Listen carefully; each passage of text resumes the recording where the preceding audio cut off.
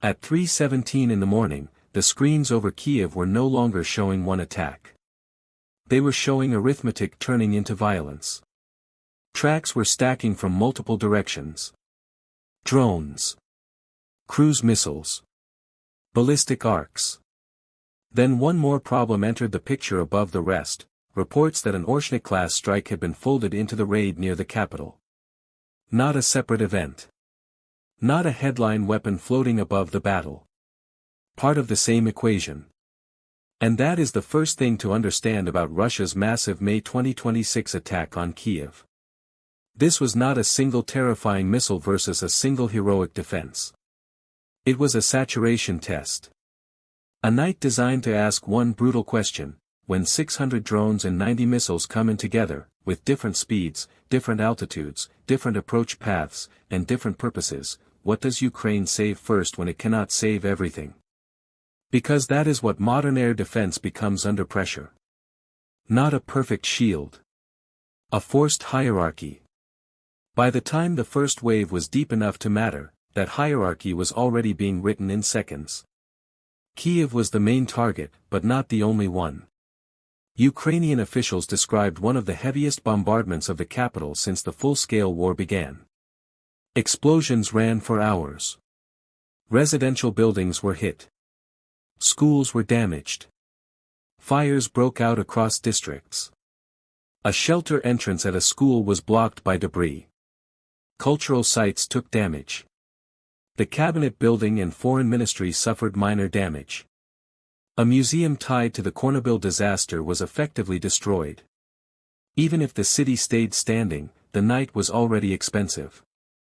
And yet the deeper story was not just impact. It was inventory. 2 weeks before this strike, Ukraine's Air Force had already been warning that some launchers were effectively half-empty. Officials said they were short on missiles and, in some cases, were asking partners for as few as 5 to 10 rounds at a time for systems like NASAMS and IRIS-T.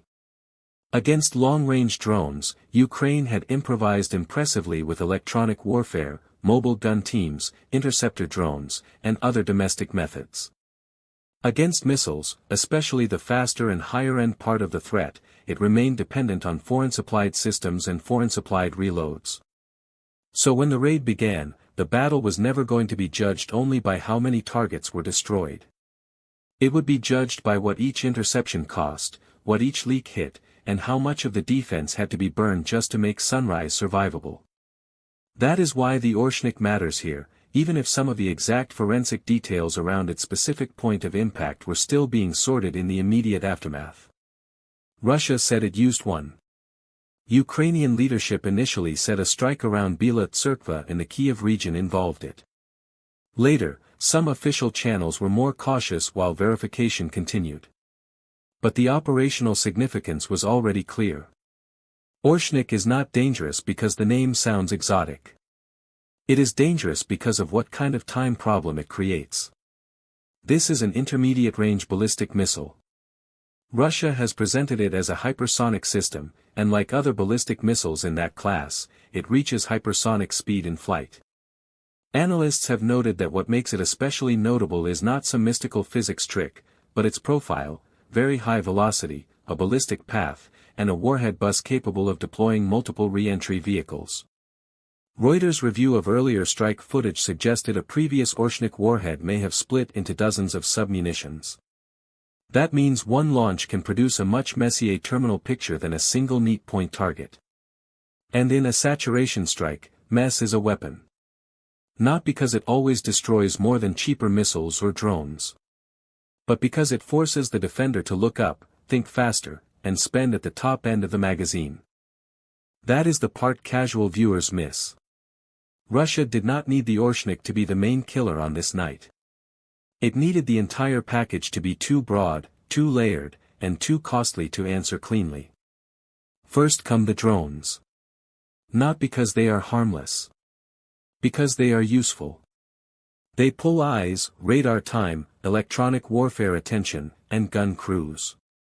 They probe routes. They force dispersal. They pressure the short-range layer and the human layer at the same time. 600 drones is not just a number. It is 600 opportunities to make someone misclassify a track, fire too early, move the wrong team, or exhaust a sector before the real deadline arrives.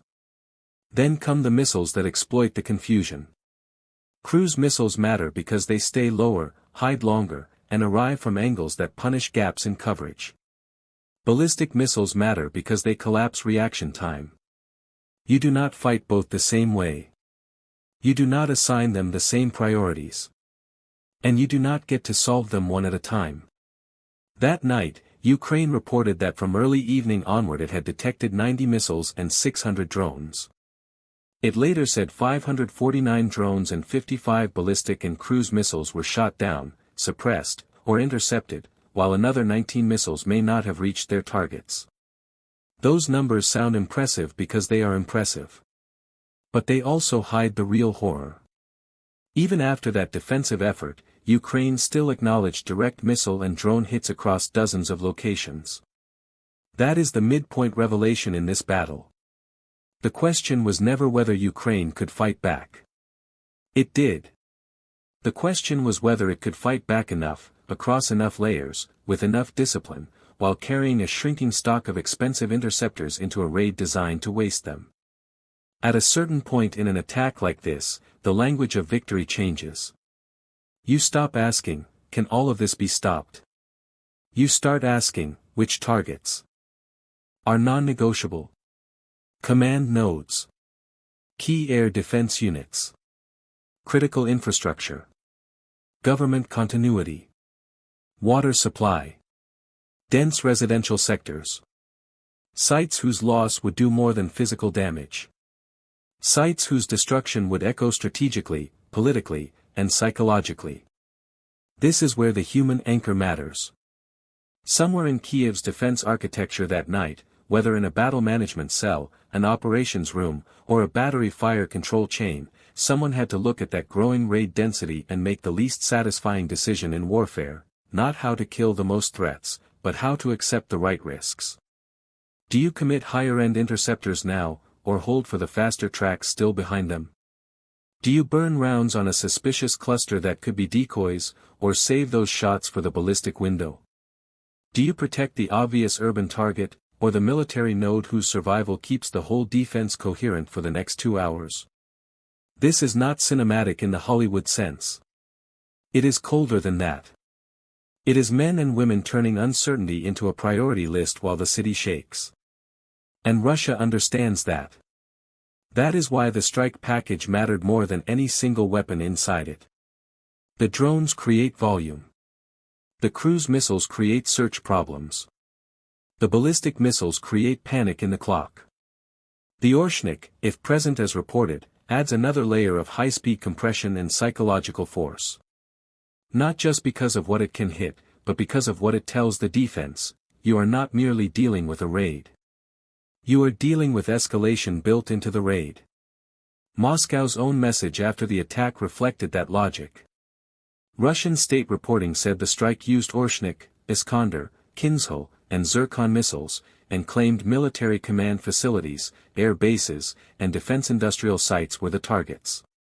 Ukraine said civilians and civilian structures were hit, and the damage in Kyiv plainly reached far beyond a sterile military map. That duality matters. Because saturation warfare is always fought twice. Once in the sky. Then again in the narrative about what the sky was for.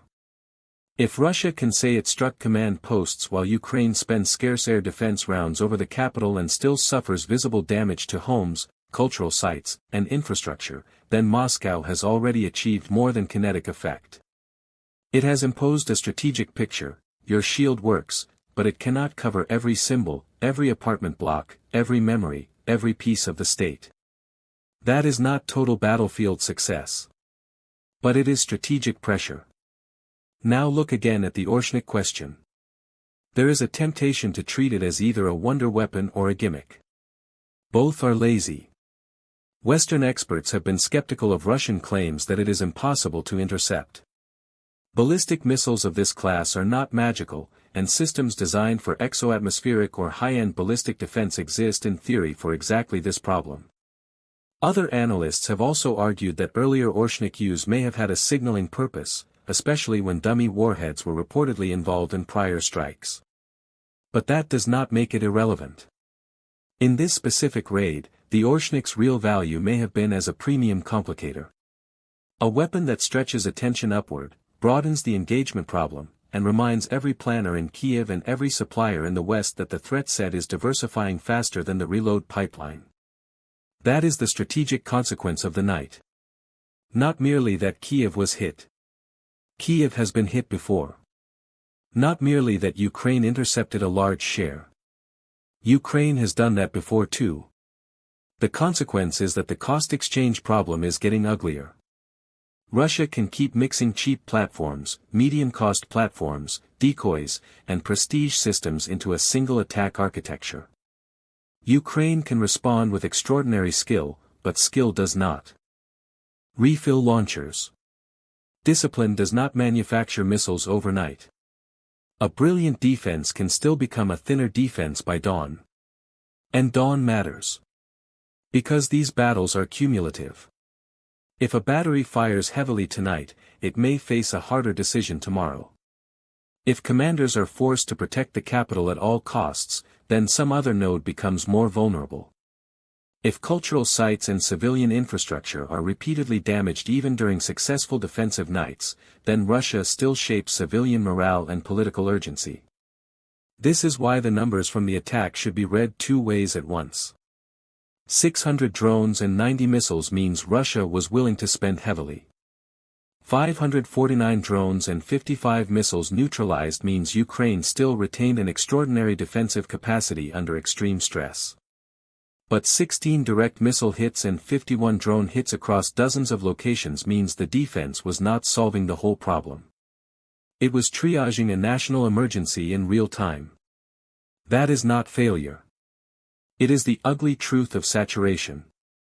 And it leads to the decisive choice embedded inside the whole fight. Ukraine's air defense could not behave like a wall. It had to behave like a scalpel. That means lower-cost methods against lower-end threats wherever possible. Guns, electronic warfare, mobile teams, interceptor drones. It means preserving scarce missile shots for tracks that are faster, harder, and more strategically dangerous. It means accepting that some leakers will get through because spending the wrong interceptor on the wrong target at the wrong minute can open a worse hole 5 minutes later. That is the decision that changes the engagement. Not a single dramatic button press. A doctrine of rationing under fire. And if you want to understand why Kyiv survived a strike of this scale without the attack becoming strategically decisive in one night, that is your answer. The defense did not try to be perfect. It tried to remain coherent. Coherence is everything in a large raid. Once a defense starts chasing every target equally, it dies by equality. It loses geometry. It loses reserve. It loses the ability to distinguish nuisance from catastrophe. The surviving side is usually the side that keeps enough structure in the system to choose well even while things are burning. On this night, Ukraine did that. But survival came with visible cost. At least 4 people were killed in Kyiv and the surrounding region. Nearly 100 were reported wounded. About 30 buildings in the city were damaged or destroyed, according to Ukrainian officials. Historic and cultural sites were hit. Civil infrastructure suffered. Russia had not broken the capital. But it had shown, again, that the line between partial defense success and national trauma is now frighteningly narrow. That matters far beyond Kyiv. Because every capital in Europe watching this attack should have seen the same lesson. Air defense is no longer just about owning a good missile battery. It is about owning a sustainable architecture. Sensors that fuse quickly. Cheap ways to kill cheap threats. Enough depth to survive Wave 2 after handling Wave 1. The ability to distinguish prestige weapons from useful weapons. The discipline to avoid firing premium rounds into a decoy economy. And above all, the industrial base to endure a campaign measured not in heroic moments, but in inventories. That is what Russia was testing. Not just whether an Oreshnik can frighten a city. Whether a state under pressure can keep paying the arithmetic bill of defense. And that is why the phrase, full breakdown, matters here. The full breakdown is not simply missile speed, blast effect, or impact footage. The full breakdown is a chain of pressure. Warning intelligence before the raid. Launchers already running lean. Hundreds of drones to open the night. Cruise missiles to complicate the map. Ballistic threats to sea. Rush the clock. A possible Oreshnik insertion to escalate the profile. Defenders forced to choose. High interception numbers masking real leaks. Strategic messaging layered on top of physical damage.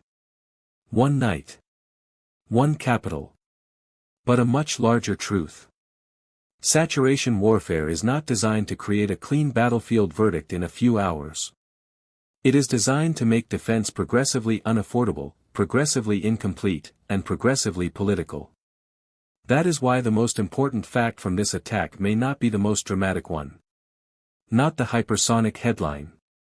Not the fireballs. Not even the total number of incoming weapons.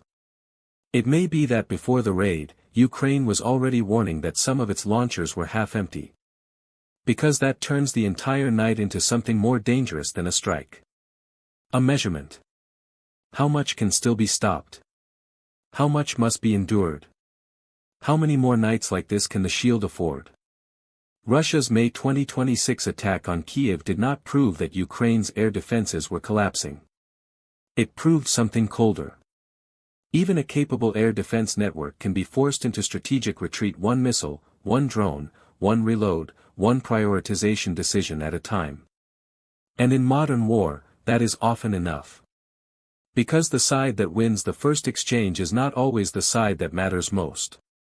The side that matters most is the one that can still afford the second, the third, and the 10th. That is the real lesson of Kyiv.